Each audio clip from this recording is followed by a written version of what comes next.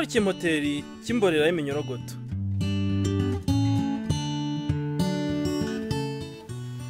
Hirya no hino ku isi abahinzi bakoresha amafaranga menshi ku bihingwa byabo bagura ifumbire n'imiti yica udukoko. Nyamara mu gihe kirekire umusaruro uragabanuka kubera gukoresha nabi cyangwa gukoresha bikabije ibyo binyabutabire byangiza ubutaka.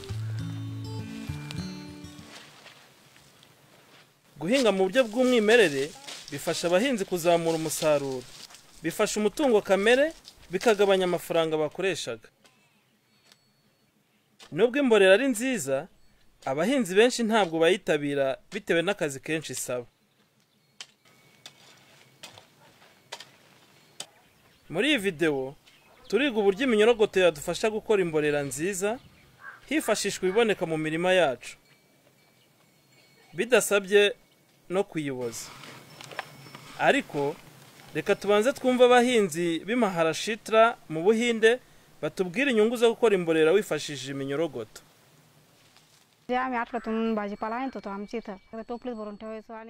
Mbere twari tumenyereye kugura imborera buri cyumweru kandi ntikimare kabiri.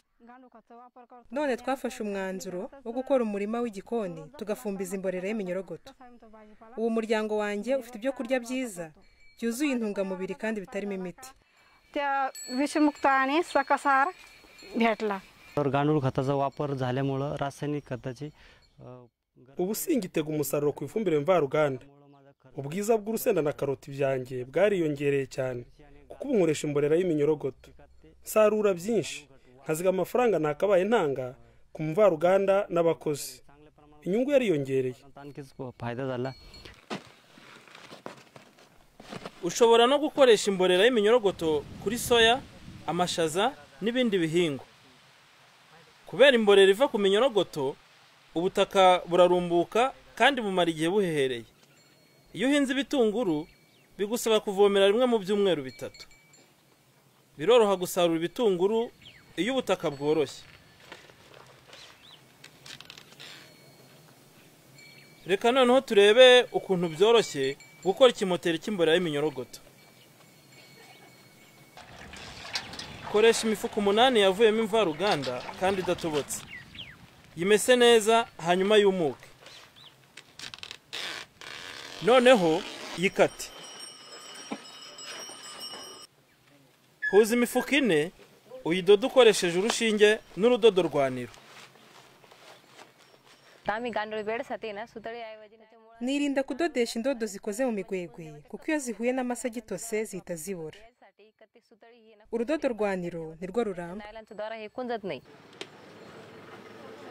Fata ya mifuka inisigaye nayo uyiteranye. Iyi mifuka ikora indiba y'ikimoteri. Rambura wa mufuka ahantu haringaniye. Icyo gihe madukari yafashijwe n'abaturanyi. Buri muntu ahagara mu gice cya metero uvuye ku nguni y'indiba, noneho agahina umufuka.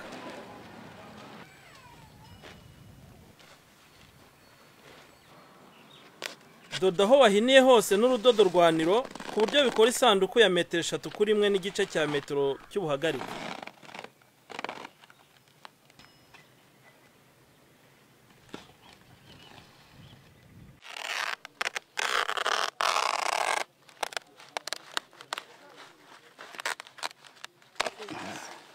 Kora amadirishya 3 y'igice cya metero kuri buri ruhande hanyuma yafungisha tuyunguruzo. Amadirishya yinjiza umwuka mu mborera bigatuma iminyorogoto idapfa. Ushobora kandi gukoresha umufuka washizemo ifumbire udoze muri niro kugira ngo ukore akayunguruzo. Shaka ahantu haringaniye hafi y'igicucu cyangwa uharinganize. Byaba byiza hegereye amatungo, akaba ariho ukora ikimoteri cy'imborera iva ku minyorogoto. Itonde kuko ahantu hose ntabwo ari heza. Icyambere ntitugomba gukora ikimoteri cy'imborera munsi y'igiti cya nimu, tamarinde cyangwa baburi. Bikurura ibishorobwa kandi bijya intungagihingwa zo mu mborera. Iyi mborera irimo ibishorobwa yangiriza ibihingwa. cya kabiri tugomba kwirinda ahantu hakunda kureka amazi. त्या ठिकाणी बेड उभे करण्यास टाळावे. cukura ubutaka kugira ngo bucurame, noneho ubone uko uvoma amazi ava mu mborera iva ku minyorogoto. Vanaho amabuye manini,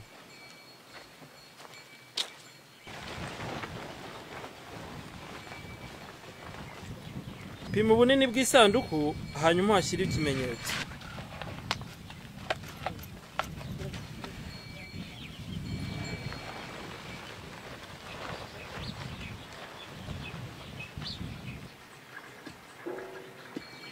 Cukura imyobo mu nguni enye n'indi myobo ibiri kuri buri ruhande rurerure rw'isanduku. Shinga impambo z'ibiti zo gufata iyo sanduku.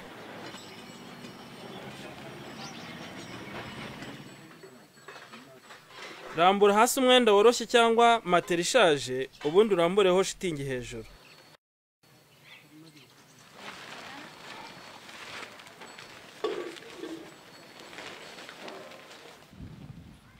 Mbere yo kwimura ikimoteri, tobora utwenge duto mu ndiba.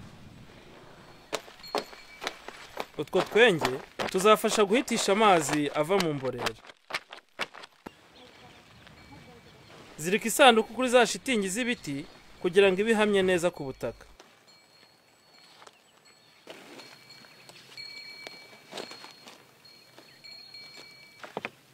Zirika n'ibindi biti hejuru kugira ngo bikomere cyane.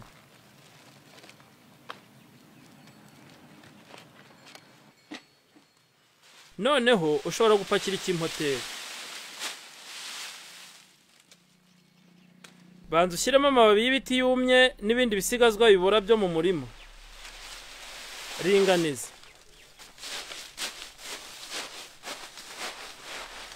Noneho ongeramo amase atarimo amabuye n'indi myanda. Umaze kuyashyiramo, vanamo indi myanda idakenewe.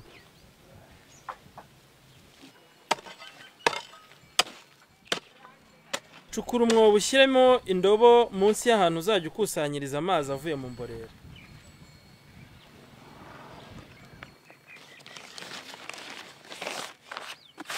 Madukari akora ku buryo amazi ava mu mborera ahita ameneka mu ndobo.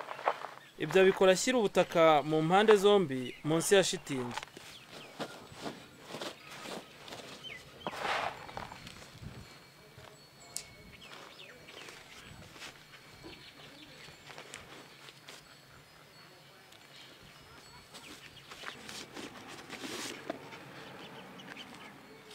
गांडूळ पाणी जमा करताना मी लोखंडी किंवा इतर धातूच्या वस्तूचा वापर करत नाही.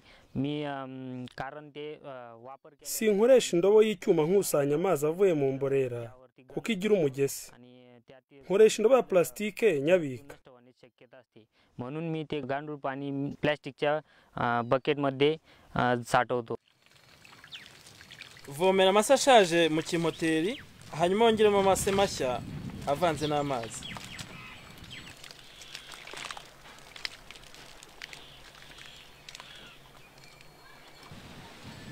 Noneho twikira ikimoteri n'imifuka y'igunira cyangwa imyenda ishaje.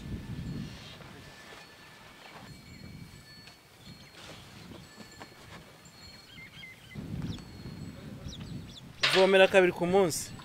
Mu gihe cy'imvura, vomera buri minsi ibiri.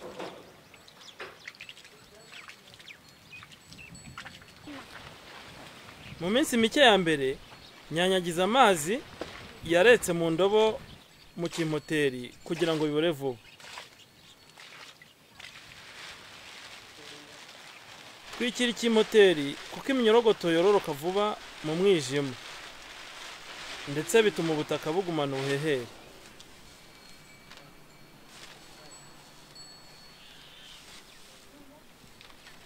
Nyuma y'icyumweru ibintu byose bimaze guhora, shaka iminyorogoto mu bahinzi bakora imborera y'iminyorogoto. Twara iminyorogoto mu gafuka k'umwenda ushyiremo n'imborera nke kugira ngo idapfa.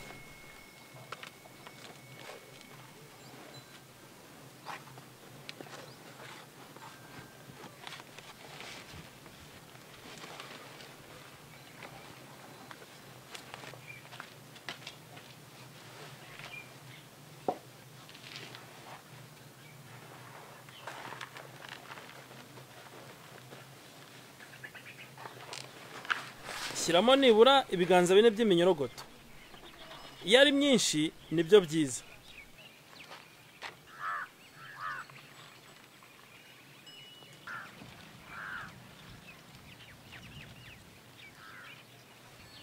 Twikira iminyorogoto n'amagunira.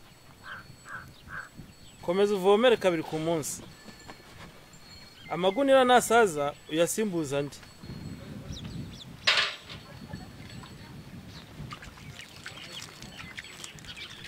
Kusanya amazi ava mu mborera kuko ari ingenzi.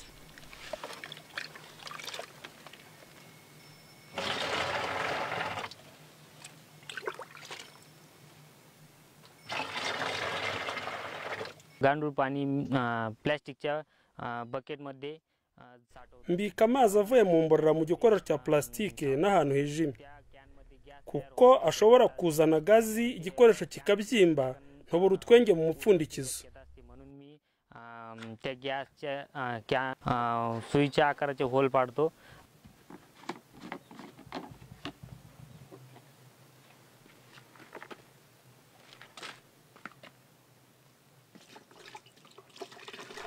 Nyuma ushobora kuvanga aya mazi ava mu mborera n'amazi asanzwe ugacucira ku bihingwa kuko bifasha gukura neza.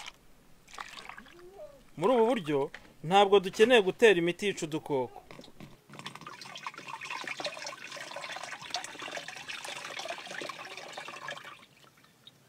गांडूळ पाणी पिकाच्या फवारणीसाठी वापरल्याने iyo nkoresheje amazi ava mu mborera simba gikeneye kugura imiti yica udukoko kuko aratwica. गांडूळ पाणी बुरशीनाशक म्हणून सुद्धा काम करते. bituma ibihingwa bikomera kandi bikihanganira indwara. प्रतिकारक क्षमता icyo gihe ibihingwa bigira indabo nyinshi n'imbuto nyinshi. संख्या वाढते.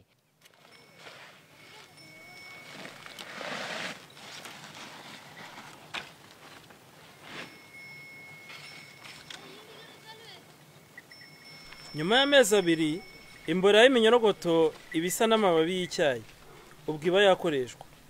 Igihe bifata gukora imborera y'iminyorogoto giterwa n'ingano y'iminyorogoto ndetse n'ubwoko bw'ibisigazwa byakoreshejwe. Hagarika kuvomerera icyumweru mbere yo gukuramo imborera. Vanamo igice cyo hejuru n'intoki.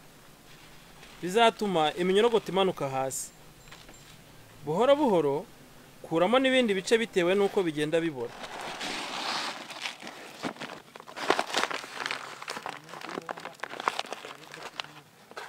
Bika imborera iva ku minyorogoto mu mifuka y'ifumbire ahantu hijimye. Dushobora gukomeza gukoresha icyo kimpoteri kugeza gishaje. Buri gihe uvanamo imborera uyitandukanya n'iminyorogoto ukayibuka ahantu hijimye kugira ngo uzongere uyikoreshe. माझ्या बेडमधून गांडूळाचं उत्पादन जास्त निघायला लागल्यामुळे ते मी इतर शेतकऱ्यांना विकायला लागलो आणि त्याच्यामुळे मला twabonye ubundi buryo butwinjiriza amafaranga ni ukugurisha iminyorogoto kuko yororoka vuba cyane. Biranshimisha cyane kubera ko nkoresha ibisigazwa byo mu murima kandi ngakoresha amafaranga make ku mborera. आणि त्यापासून मला गांडूळ खतही निघायला लागलं आणि गांडूळ विकून मला पैसे मिळायला लागले आणि त्यामुळे मी खुश आहे.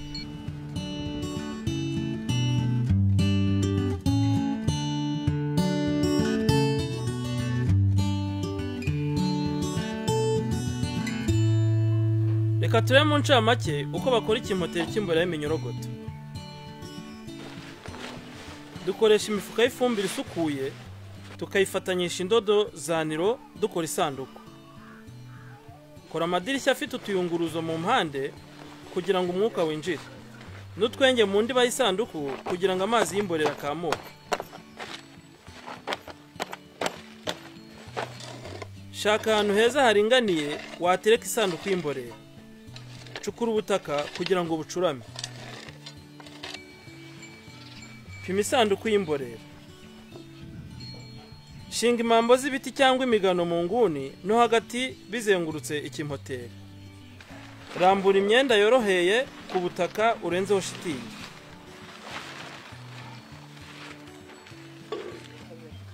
Zirika isanduku ku nkingi kugira ngo ikomere. Cukura umwobo hafi y'indiba ushyiremo indobo yo gukusanyirizamo amazi ava mu mborera. sukamo ibice bitandukanye by'ibisigazwa bibora unavomera. Shyiramo iminyorogoto nyuma y'icyumweru. Twikiriza ikimotera amagunira unavomere ku gihe. Kora ku buryo imborera idahura n'izuba. Nyuma y'ibyumweru 6 uzaba ufite imborera nziza cyane. Ikimoteri cy'imborera gituma umuhinzi yishima ndetse gituma ubutaka n'ibihingwa bigira ubuzima bwiza.